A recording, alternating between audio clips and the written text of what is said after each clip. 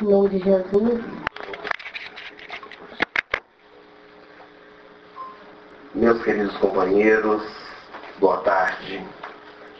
Que Jesus, o nosso mestre do amor, possa nos envolver em vibrações de amor e de paz. Vamos, nestes instantes iniciais do nosso trabalho, elevar as nossas mentes e os nossos corações através da oração. Gostaria de convidar a todos para que possam unir conosco as suas mentes, fechando os seus olhos, desligando do mundo lá fora, para nesses instantes entrarmos em sintonia com o Pai. Senhor e Mestre Jesus, aqui nos encontramos reunidos em Teu nome. Rogamos as Tuas bênçãos, a Tua proteção, para este trabalho que se realizará nessa tarde, pedindo àqueles que trabalham em Teu nome, os nossos valorosos benfeitores espirituais, para que possam manejar os recursos em nosso favor, balsamizando as nossas dores físicas, mas principalmente as espirituais. Que nessa tarde, Senhor, ao estudarmos mais uma cura do Teu Evangelho, nós possamos encontrar também a nossa cura real. Que o Teu amor e a Tua luz nos envolva e nos mantenha em Sua paz. Que assim seja. A tradição hebraica, a tradição do povo judeu, ela é cheia de símbolos, cheias de mensagens.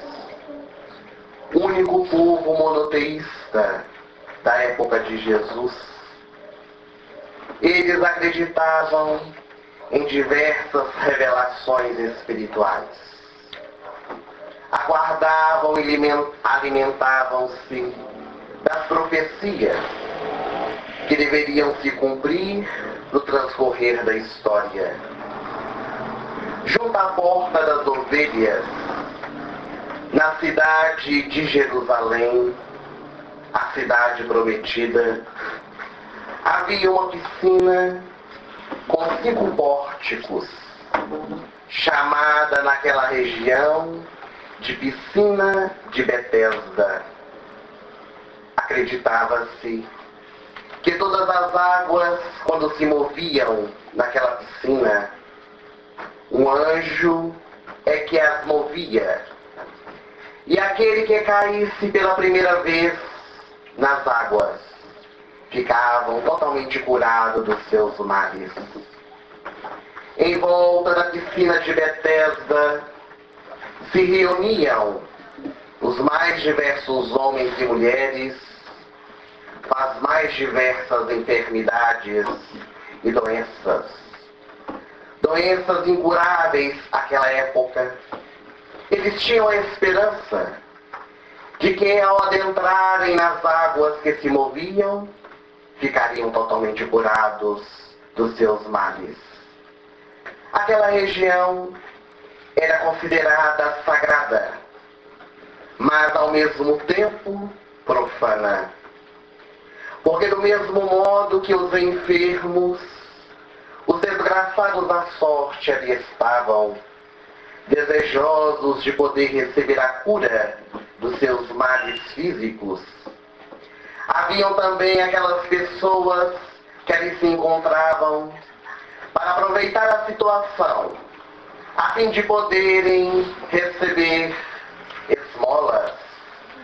Aqueles que ali se encontravam para vender mercadorias, fazendo da região um comércio. Haviam sacerdotes e doutores da lei que ali se encontravam para poder vigiar os passos daqueles que ali estavam E na região de Betesda, muitas vezes um grande murmúrio se fazia, muitas vezes as pessoas roubavam umas às outras, o grande tumulto. Disputava-se o espaço para ficar em volta da piscina, porque todos desejavam, quando se movimentava a água, cair dentro dela. Os infelizes, os estropiados, os leprosos, surdos, mudos e paralíticos. Alguns pacientes daquele local habituaram-se a frequentar aquela piscina. E dentre tantos estropiados, paralíticos, aqueles que necessitavam, havia um paralítico que há 38 anos ali se encontrava. Todos os dias, ele era levado pelos seus amigos para aquela piscina, porque desejava, no início dos tempos, encontrar a sua cura. Mas com o passar dos anos, ele foi perdendo a esperança e agora se acostumar a estar ali, porque ficaria sozinho em casa. Melhor ficar entre a multidão. Ali ele via pessoas que iam e vinham. Ali ele tinha contato com diversas pessoas da cidade, recebia esmolas. Para ele, era muito melhor estar ali do que estar em seu lar. Aqueles eram dias de festas. Jerusalém, a cidade prometida, estava lotada por pessoas que vinham de diversas regiões. E seria natural que na piscina de Betesda também houvesse um grande número de pessoas. O vozerio poderia se escutar de longe, diversos dialetos, mercadores gritando seus produtos para serem vendidos, o ranger de dentes daqueles que estavam em dores. E foi nesse tumulto que ali se fazia que um homem incomparável iria aparecer. Jesus chegava à cidade de Jerusalém. Por diversas vezes ele por ali havia passado, e naquele dia em especial, ele desejou passar pela região da piscina de Betesda, a fim de encontrar os moribundos. Quando ali chegou, o mestre olhou para aquela turba de perdidos, pessoas muitas vezes discriminadas pela sociedade por causa dos seus males físicos. O pranto e o ranger de dentes daqueles que precisavam da misericórdia divina. E Jesus, com imensa compaixão, olha para eles e tenta envolvê-los às suas vibrações de amor e de paz. E como por encanto, aquele tumulto que ali se fazia foi ficando mais ameno. O silêncio foi tomando conta do ar. Um leve perfume pôde ser sentido. Era a presença do médico das almas que ali estava. Jesus percebeu que bem longe da piscina encontrava-se um homem deitado no seu leito de dor. Era esse paralítico que há 38 anos ali ia em todos os dias. Jesus, que conhece profundamente a nossa alma, conhece a cada um de nós indistintamente, ele olhou profundamente para aquele ser que ali se encontrava jogado ao chão e fez a leitura dos seus pensamentos. Realmente, ele já não tinha mais a esperança de se curar. No início dos tempos, conforme nós dissemos, ele até o havia desejado, mas foram tantos anos ali levado sem alcançar a cura, que ele desistiu. Ele olhava para o tempo à sua frente sem perceber o alarido, o vozerio das pessoas. É como se ele estivesse à parte de tudo aquilo que ali acontecia.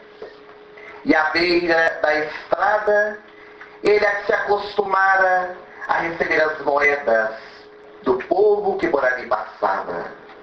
Para ele era uma situação muito cômoda, porque paralítico era ajudado pelos seus amigos que o carregavam, recebia as esmolas daqueles que tinham compaixão, e a sua vida caminhava conforme as suas possibilidades. Já não tinha fé dentro do seu coração. Aquele dia inundava-se de luz, ainda mais com a presença de Jesus que ali se fazia, e o Mestre, acompanhado dos seus apóstolos, pé ante pé, aproximou-se daquele que jazia no chão, e sem que ao menos o homem percebesse a sua presença, o Mestre quebrou a sua meditação, perguntando-lhe: tu queres ser curado? O paralítico de Betesda, ele voltou à consciência objetiva, olhou para aquele desconhecido que estava em pé à sua frente e lhe disse: Senhor, eu tenho sido trazido pelos meus amigos há mais de 38 anos a este local e não logrei a cura. Estou longe da piscina. Quando as águas se movem, outros caem na minha frente. Eu ainda não logrei receber a cura do mais alto. Jesus olhou para ele com imensa ternura, porque não era isso que Jesus havia lhe perguntado. A pergunta era outra, mas o paralítico, ele desejou se esquivar. Ele desejou dar justificativas porque não havia recebido a cura.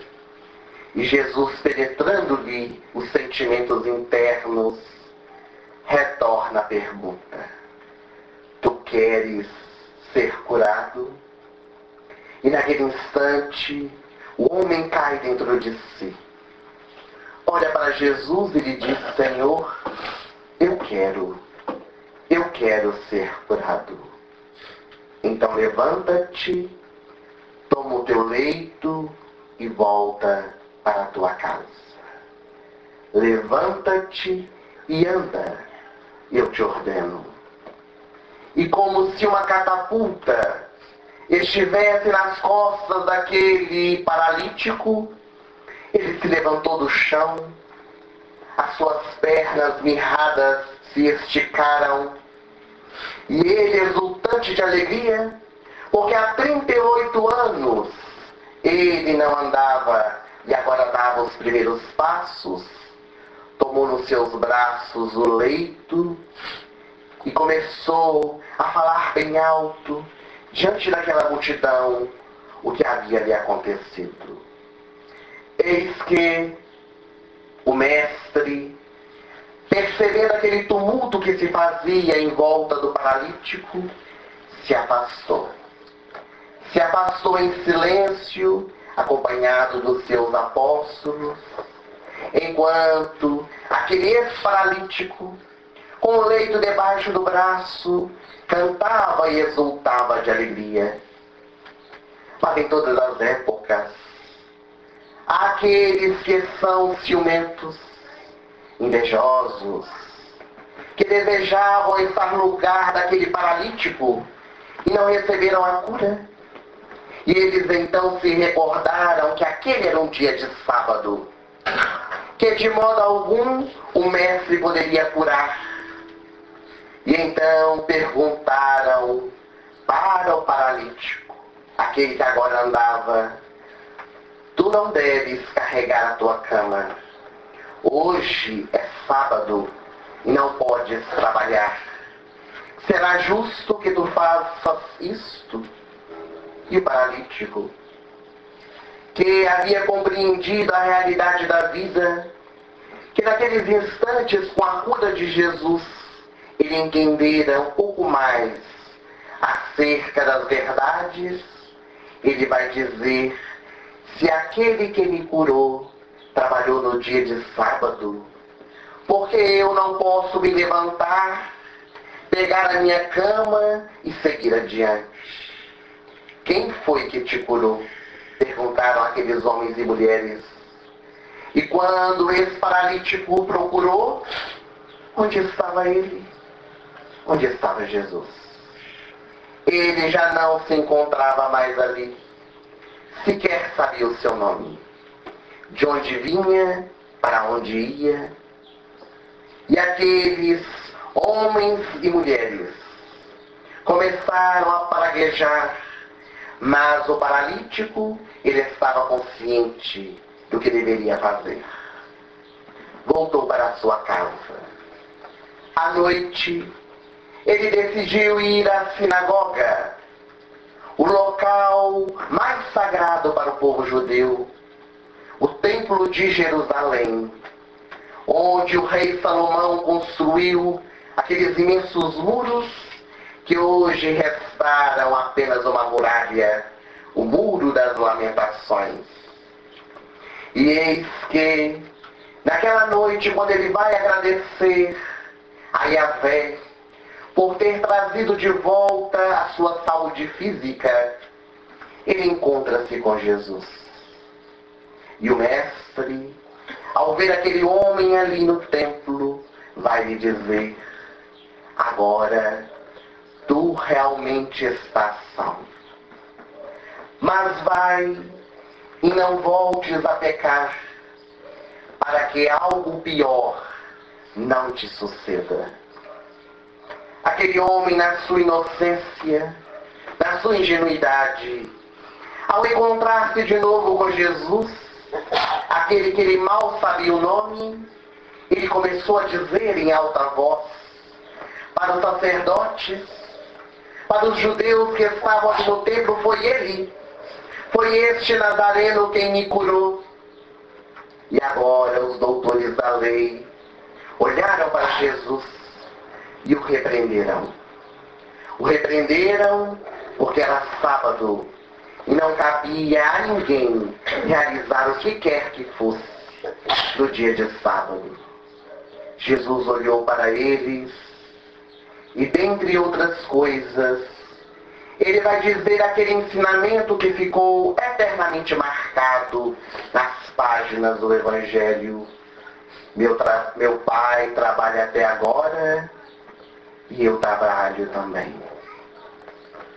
No Antigo Testamento, por 38 anos, o povo hebreu, liberto do Egito, ficou junto com Moisés perambulando por aquelas terras perdidas, à procura da terra prometida. E segundo as tradições bíblicas, isso se deu para que se extinguisse daquele acampamento o coração amargurado, o coração de homens aptos para a guerra, para que uma nova geração pudesse chegar, aquele povo que chegaria com o coração mais ameno. E de uma forma simbólica, nós podemos dizer que esse paralítico de Betesda, que há 38 anos esteve ali, que há 38 anos ele estava enfermo, naquele dia ele havia encontrado a mansidão. Ele havia encontrado a mansuetude dentro do seu coração e começaria uma nova jornada. O Evangelho de Jesus vai também nos narrar que este homem paralítico, quando questionado pelo mestre, quer ser curado, ele pestanejou. Ele trouxe justificativas para dizer a Jesus por que não queria ser curado. E ele então vai dizer para eles durante 38 anos Eu fui trazido pelos meus amigos, mas não logrei a cura. Não logrei a cura porque estou longe da piscina e não tenho quem me leve para poder recebê-la. E Jesus percebe a intenção daquele ser. Porque se hoje Jesus nos perguntasse, queres ser curado? Talvez muitos de nós também teríamos justificativas. Talvez muitos de nós diríamos, mas o meu médico não consegue encontrar o meu mal. Eu tenho passado por todos os médicos e nenhum deles tem encontrado medicamento para amainar as minhas dores. Os meus familiares são incompreensivos. Eles não fazem nada para me ajudar a encontrar a cura. E as justificativas se dariam uma após outra, sem a resposta que o meigo Rabi gostaria que nós dessemos. No livro A Cura Real, este livro que estamos lançando na terceira semana espírita do Vale do Jequitinhonha, o nosso companheiro Charles, fazendo uma análise da cura de Jesus e das palavras do Espírito Friedstein, ele vai dizer na mensagem: toma o teu leito e anda, que quantos não são aqueles que inconscientemente adoram estar doentes, gostam de estar naquela situação que traz para a população, para os seus familiares, a compaixão, a comiseração, a dó, a pena.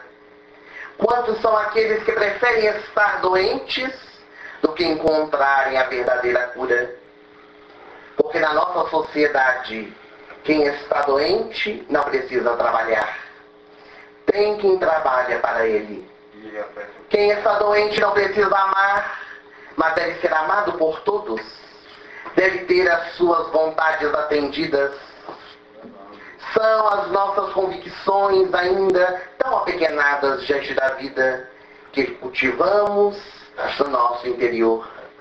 Quando as pessoas optam pelo caminho dos vícios, pelo caminho da dependência, emaranhando nos cipoais as suas próprias imperfeições, em busca desses prazeres que são fugidios, passageiros, e que nos trazem maiores dores no futuro. Um grande cancerologista americano, chamado Dr. Bernie Siegel, ele fez um estudo notável do comportamento dos seus pacientes, e ele constatou que muitos deles estavam naquela situação porque haviam criado pela sua tela mental a doença. Cultivavam dentro de si aquela vontade inconsciente de estarem doentes, para chamar a atenção dos seus familiares, para ter o amor e a compaixão dos seus amigos. E ele vai narrar uma história muito interessante de uma mulher que durante 20 anos ela foi ao seu consultório. E ela fazia check-up 2 vezes ao ano para poder constatar se ela tinha ou não tinha câncer. E todas as vezes, quando ela ia buscar o resultado, o médico, o Dr. Bernie Siegel, pegava os resultados, entregava a ela e dizia: senhora, não tem nada. Ela olhava para ele e disse: mas como, doutor? Como eu não tenho nada? Eu tenho certeza que eu tenho câncer. Mas, senhora, aqui estão os resultados dos exames. Eles não erram. Durante 6 meses a senhora está comigo fazendo check-up. Aqui estão as provas. A senhora não tem câncer. E naqueles 20 anos, ela fez os exames.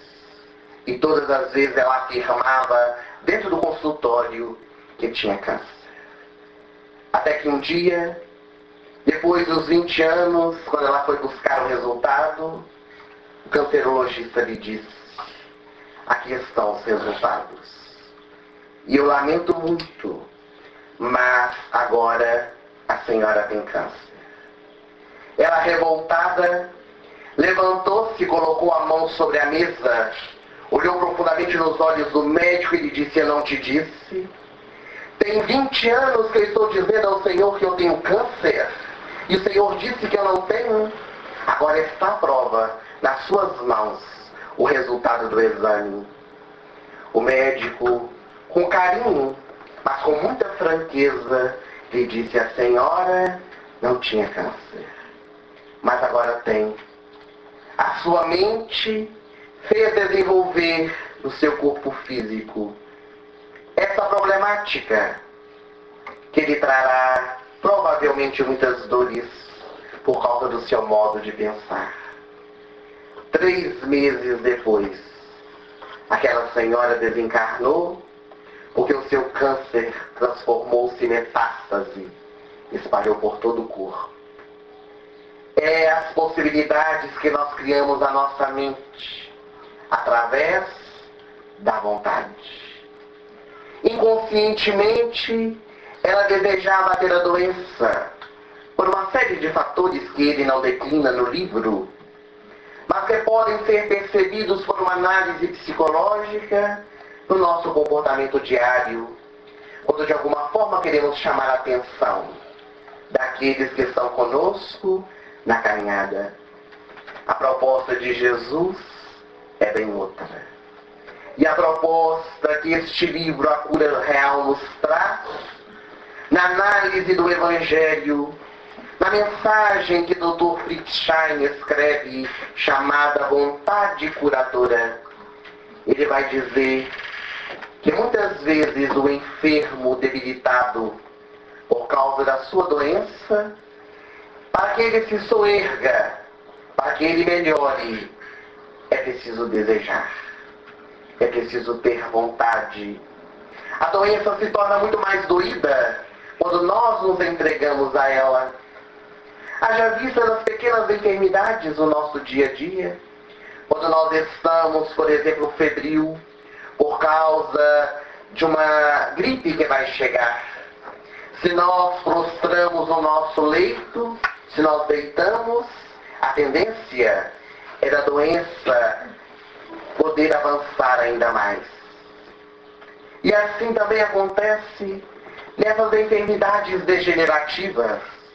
Quando a criatura ela descobre, ela vai se entregando, vai deixando-se envolver por aquelas vibrações, fazendo com que a dor seja mais doída. Mas assim como o paralítico de Betesda, que no início, como diz Amélia Rodrigues, em uma de suas obras, deu justificativas, mas disse ao Senhor Jesus, quando chama a sua atenção novamente para o que questionava: eu quero, Senhor, ser curado.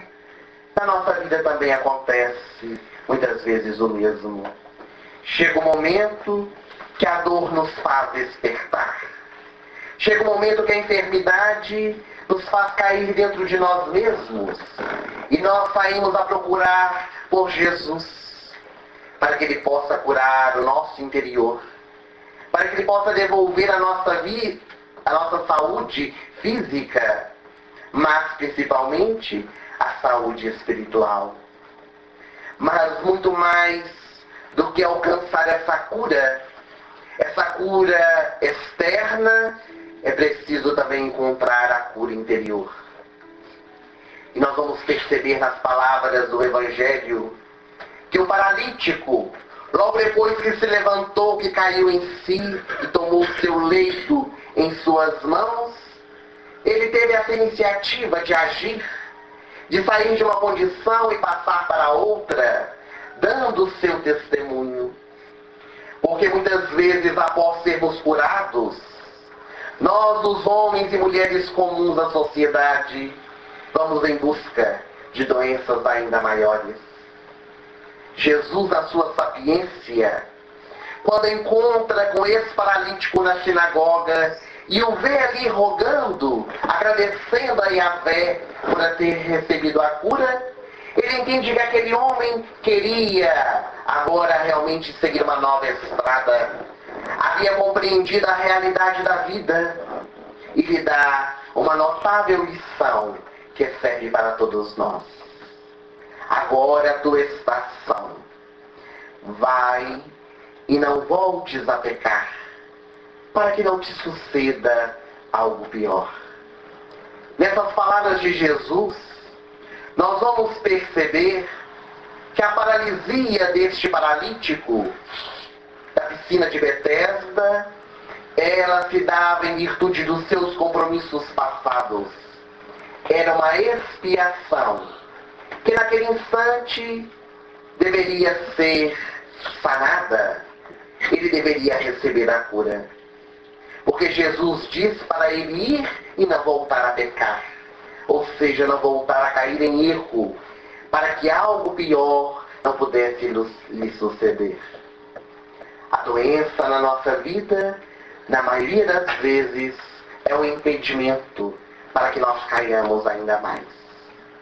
Porque ao recebermos a cura, talvez não agiremos como este paralítico, que buscou Yahvé para agradecer, mas saímos pelo mundo em busca de coisas piores.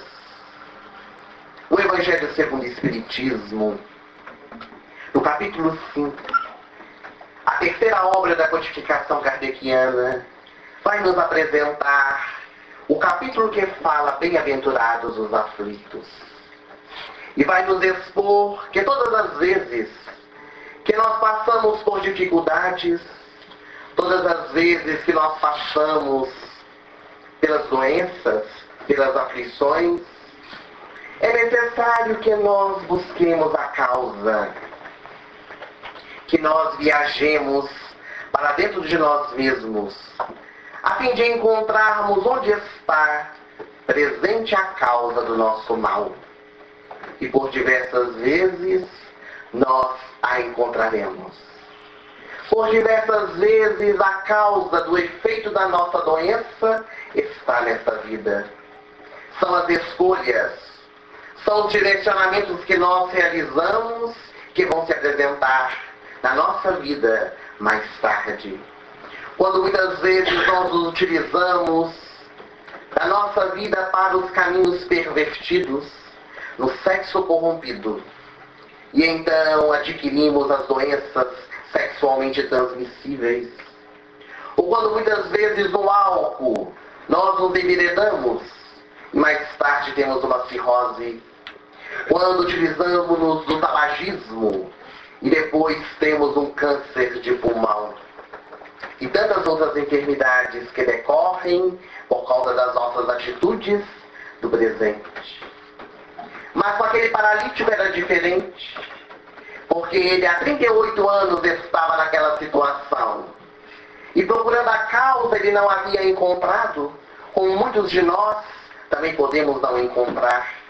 Quando nós vemos alguém que nasce surdo, mudo, tetraplégico, alguém que passa pelas dores mais infortunadas e não encontra na sua vida a resposta. A doutrina espírita, que é essa doutrina consoladora, que nos orienta, que nos instrui, vai demonstrar que Deus, sendo misericordioso, justo e bom, essa causa só pode estar numa vida anterior. A reencarnação, que explica a justiça de Deus na nossa vida, que responde a todos os questionamentos mais íntimos do nosso ser. Com o paralítico de Betesda, nós entendemos essa realidade na nossa vida e passamos a compreender que Deus dá a cada um de nós segundo as suas obras, que Ele não coloca fardos pesados em ombros fracos e que tudo aquilo que somos convidados a passar há uma razão de ser. Que ninguém sofre mais do que deve, que cada um de nós temos conforme o nosso merecimento. E que quando chega a hora, a cura vem. Quando chega o momento devido, os nossos objetivos e os nossos ideais são alcançados. E se eles não vierem, é porque continuam sendo uma necessidade para a nossa caminhada. Porque se no Evangelho de Jesus nós temos as 27 curas que ele realizou maravilhas, quantas não foram aquelas que ele não realizou? Quantos foram aqueles que o procuraram para ser curados e não receberam a cura? Não porque ele não desejava, mas porque aquela criatura ainda precisava passar por aquela situação.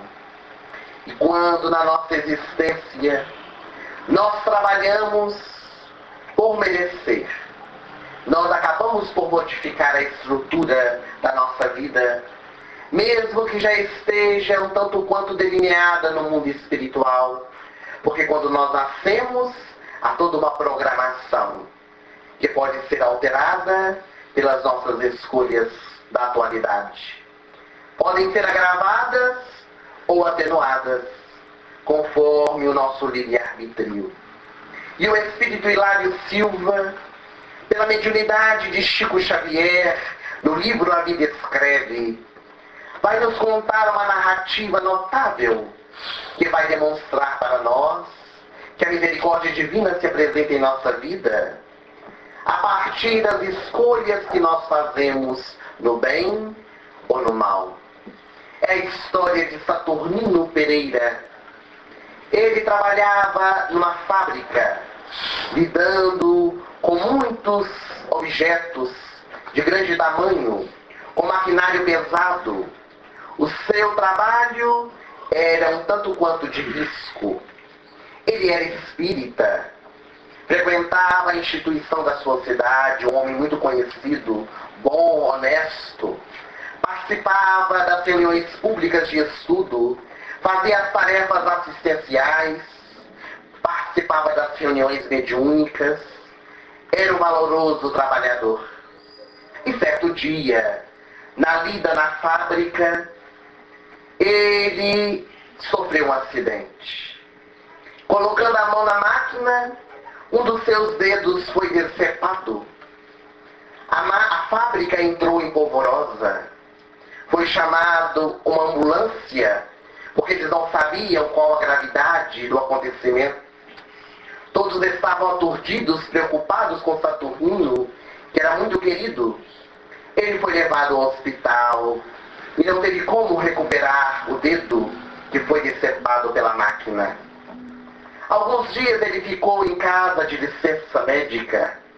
E os amigos da fábrica, bem como os amigos espíritas, como seria natural, foram visitá-lo. E nas visitas, todos eles diziam: mas como que pode, Saturnino, um homem tão bom como você, logo ter um acidente como esse? Perder um dedo do trabalho honesto que faz para trazer o sustento para a sua família? Nós não sabemos entender porque Deus é tão injusto. Tem tantas pessoas por aí agindo no mal, na perversidade, totalmente saudáveis do corpo físico, e você, honesto e bom, perder um dedo, tornar-se quase que um inútil. Saturnino olhava para eles e nada dizia. Em silêncio, ele entendia a concepção de vida daquelas pessoas, e por incrível que pareça, também dos espíritas, que ao invés de irem para dar a ele alento, traziam ainda questionamentos para o seu viver. Quando ele estava recuperado, ele voltou para a fábrica trabalhar, porque a falta de um dedo não lhe impedia de trabalhar, e voltou também para a casa espírita, para as atividades que ele sempre fazia. Na primeira reunião mediúnica que ele participou, o mentor espiritual daquela instituição, por intermédio de um outro médium, falou com Saturnino e disse-lhe que ele deveria ter perdido naquele acidente o seu braço, mas que a misericórdia divina se apresentou decepando-lhe apenas um dedo. ele descobriu que na reencarnação anterior ele havia sido um senhor de engenho, que tinha muitos escravos. E certo dia, quando ele pegou o negrinho Fujão, ele mandou que o seu feitor pudesse levar o negro para a moenda de cana e pudesse triturar o seu braço diante de todos que ali se encontravam, para servir de exemplo para aqueles que fugiam. Naquele dia, Saturnino entendia a misericórdia divina, e o benfeitor espiritual continuou a lhe dizer: quando você desencarnou nessa existência como senhor de engenho, ao chegar no mundo espiritual, tu ficaste louco.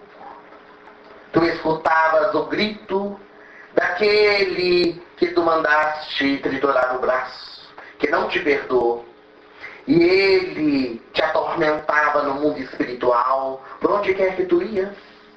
Tu vias o caldo de cana sujo de sangue, e desesperado, tu rogavas auxílio e misericórdia, e durante muitos anos esteve naquelas regiões de imensa tristeza e desolação. Até que um dia, tu foi convidado a retornar à terra. E ajoelhado em súplica, tu pedias: deixa-me perder um braço. Eu quero perder um braço para que eu dê valor aos braços dos meus irmãos. Eu quero resgatar o que fiz com esse ser que merecia o meu amor e a minha compaixão. E porque, Saturnino, tu nasceste com essa determinação de perder o braço, nós da espiritualidade temos observado o seu trabalho no bem, o seu esforço contínuo de mudança interior. Tu fizestes tanto pelos teus irmãos que o teu mal foi apagado pelo bem que está fazendo. E a misericórdia divina determinou, através da tua própria consciência, que um dedo seria suficiente para que tu pudesses dar valor à vida. E assim Saturnino compreendeu o que seus amigos não haviam compreendido, nem mesmo os espíritas, porque cada um de nós passamos exatamente por aquilo que devemos.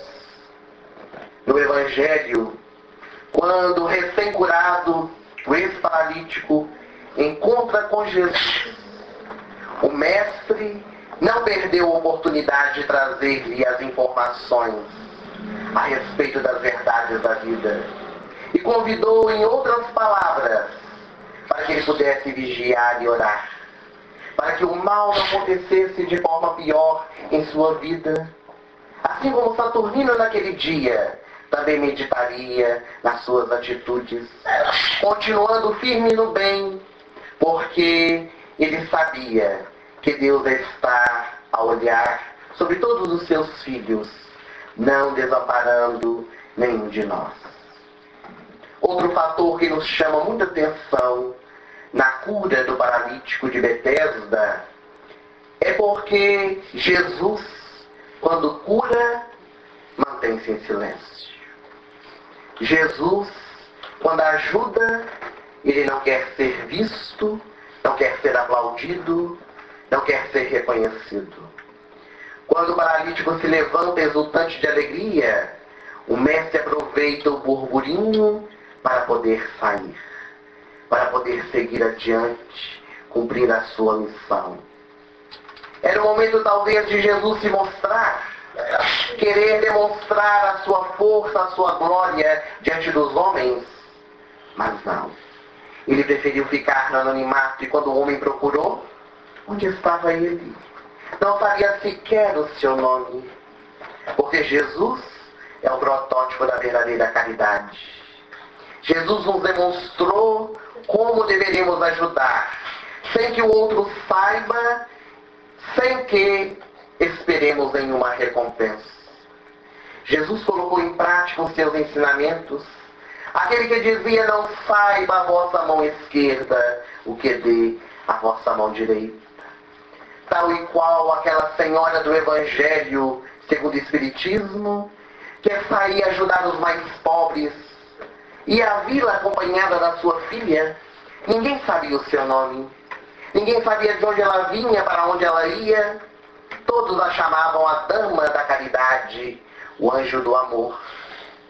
E certo dia, quando ela estava em sua rica casa, porque era uma nobre dama da sociedade, uma das suas assistidas bateu à porta, ela foi atender, e a assistida reconheceu nela a Dama da Caridade.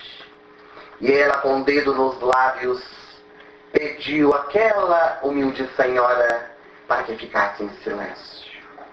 Que ninguém soubesse quem ela era, o que ela tinha, porque ela queria servir a Jesus. E Jesus nos demonstra isso no transcorrer do seu Evangelho, demonstrando que nós também deveríamos praticar essa caridade na sua mais pura expressão, dando sem esperar nenhuma recompensa, doando aquilo que nós temos de melhor no nosso íntimo. Muitas vezes nós acreditamos que a verdadeira caridade é aquela que nós damos coisas, que alimentamos as pessoas que estão famintas, que damos remédio àquele que está doente, que vestimos aquele que está nu. E sem dúvida alguma, esta é uma prática da caridade material. Mas isso também é o nosso dever. Quando nós ajudamos o nosso irmão mais necessitado, nós estamos cumprindo com o nosso dever. Os dados estatísticos dizem que a cada 5 segundos, uma criança morre esfaimada na terra. Nesse momento que nós falamos essa frase, uma criança morreu. E Allan Kardec, o nosso codificador, ele vai dizer que no mundo onde vivemos, as crianças ou as pessoas morrerem à fome, no mundo que tem tanta fartura, nós deveríamos ter vergonha. Mas isso é a nossa doação material. Porque hoje nós matamos a fome de quem está com ela, mas amanhã a fome volta. Ela chega todos os dias. Mas quando nós oferecemos algo mais, aquilo que temos dentro do nosso coração, nós saciamos a fome para sempre. É por isso que Jesus disse que quem bebesse da sua água jamais teria sede.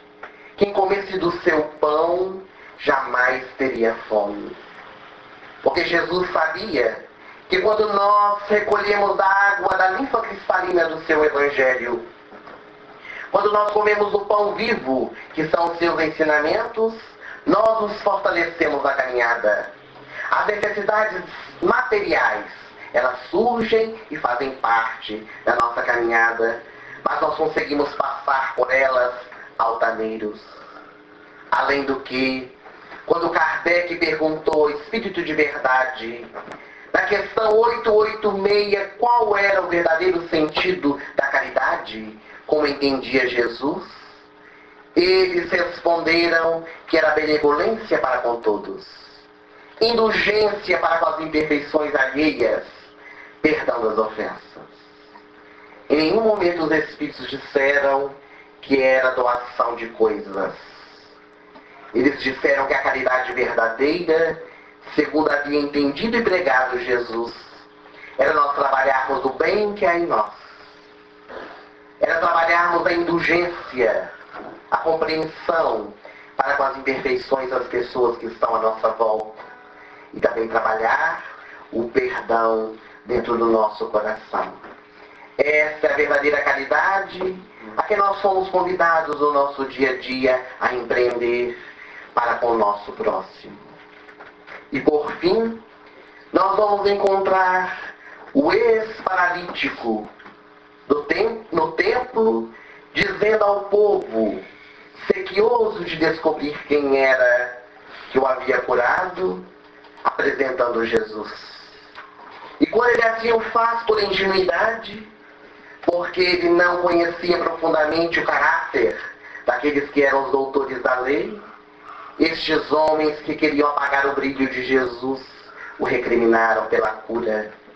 E Jesus vai trazer mais um ensinamento para todos nós, nesta cura do enfermo de Betesda. Meu Pai trabalha até agora, e eu trabalho também.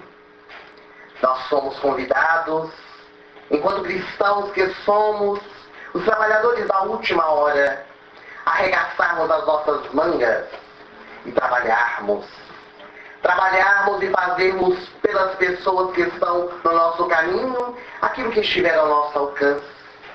Servirmos a Jesus, não apenas através da oração, dos cânticos, não apenas através da frequência aos templos religiosos, mas principalmente pelas nossas atitudes, dando testemunho onde quer que nós nos encontremos. No prefácio, ou melhor, na apresentação da obra A Cura Real, Charles vai fazer uma analogia desse paralítico da piscina de Betesda com o Espiritismo. Porque certo dia, o Espírito Camilo, pela mediunidade de Raul Teixeira, ele disse que nós, os espíritas, poderíamos comparar aquelas pessoas que se encontram na beira da praia, vendo o oceano imenso à sua frente. O oceano é a doutrina espírita. Muitas águas ainda para serem desbravadas e navegadas. É preciso que nós adentremos essas águas para descobrir a realidade da vida. E de forma simbólica e análoga, o Charles vai dizer que também podemos nos comparar a este paralítico de Betesda, que muitas vezes, deitados no nosso leito, estamos diante da piscina, estamos diante do oceano, estamos diante da cura que oferece para as nossas dores íntimas Jesus. Mas preferimos ficar longe, preferimos ficar distante, merecendo das pessoas dó e pena, que é um sentimento tão negativo. Preferindo ficar dependendo daqueles que estão à nossa volta por comodidade. E não queremos nos levantar e prosseguir para atingirmos não a cura do nosso mal físico, mas a cura dos nossos males espirituais. Levantando-nos e seguindo adiante. Durante essa semana, perpassando essas cidades do Vale de Jequitinhonha, falando sobre as curas de Jesus, em todas elas trouxemos a reflexão do Espírito Maria Dolores, que quando na terra foi poetisa, legou à humanidade tantos poemas que trouxeram informações, encantamento através da arte. E no mundo espiritual, ela continuou realizando este trabalho, agora voltado para o Evangelho de Jesus. E através da mediunidade intuitiva do nosso companheiro Charles, ela escreveu uma mensagem que gostaríamos, nessa tarde, para finalizar o nosso estudo, relembrarmos com muito carinho. Ela escreveu vontade curadora. À porta das ovelhas, na cidade de Jerusalém, caminhava a maior das centelhas, em busca de fazer o bem. A todos dava de si, auscultando cada dor, caminhava o meigo rabi, em trabalho de cura e de amor. Em volta das 5 piscinas, sofredores se amontoavam, em diária disputa ferina, quando as águas borbulhavam. Buscava-se ali a cura para doenças de toda sorte, mas muitos criavam agruras, esperando a chegada da morte. Entre a turba de sofredores, um homem jazia no leito. Por 38 janeiros, carregava nas pernas o defeito. Quando o mestre feliz o encontra, mendigando como estropiado, indaga olhando nos olhos se queria enfim ser curado. Eu não tenho quem me jogue quando se banha um querubim. Toda vez que a água se agita, alguém desce antes de mim. Toma o teu leito e anda, deita fora os teus desenganos. Aproveita o tempo do agora, lá se foram 38 anos. Abandona o teu vitimismo e a preguiça em que a malha te envolve. Assimila o cristianismo, tuas pernas a fé te devolve. Levanta-te e busca o caminho pela escolha da tua saúde. Certas lutas são feitas sozinho, entre as vascas das provas mais rudes. E quem serve na vida terrena, entre os céus se revela o maior. Vai e não busques novo problema, para que a doença não volte pior. Maria Dolores. Que Jesus, o nosso mestre e amigo, que é o médico das nossas almas, ele possa nos envolver em vibrações de amor e de paz, a fim de que possamos sair dessa casa envolvidos em vibrações de ternura, levando até os nossos lares, os nossos amigos, tudo aquilo que podemos receber nessa tarde.